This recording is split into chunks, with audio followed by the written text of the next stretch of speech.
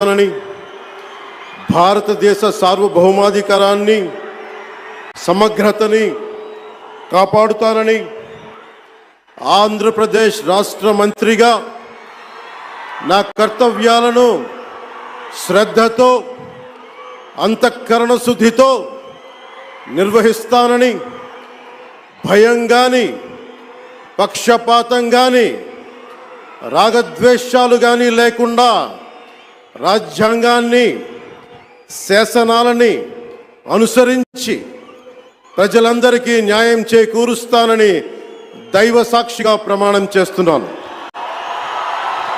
నేను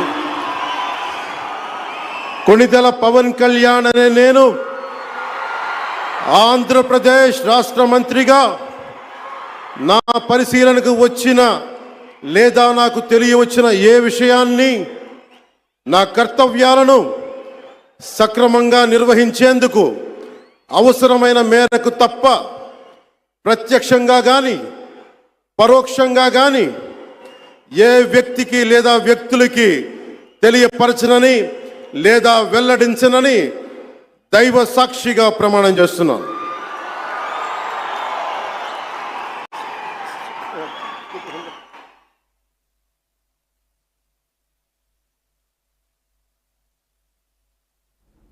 రైట్, అది పవన్ కళ్యాణ్ మంత్రిగా బాధ్యతలు తీసుకున్నప్పుడు ఒక్కసారి అక్కడ క్రేజ్ మీరు చూస్తున్నారు. మంత్రిగా ఆయన బాధ్యతలు తీసుకుంటున్నట్లు ఆయన సంతకం చేస్తున్న విజువల్స్ మీరు చూస్తున్నారు. ఒక్కసారిగా ఆయన ప్రమాణ స్వీకారం చేస్తున్నప్పుడు క్రౌడ్లో జోష్ నిండిపోయిందని చెప్పుకోవాలి.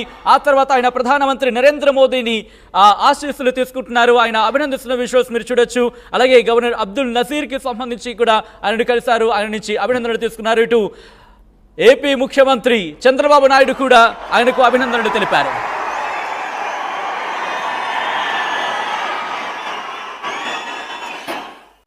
రియాక్షన్ చూడాలని చెప్పి కొన్ని కళ్ళు తహతహలాడుతున్నాయి, చూద్దాం.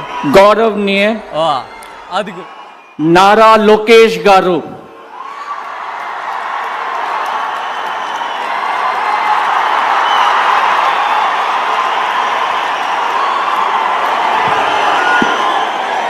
నేను నారా లోకేష్ అని నేను శాసనము ద్వారా నిర్మితమైన భారత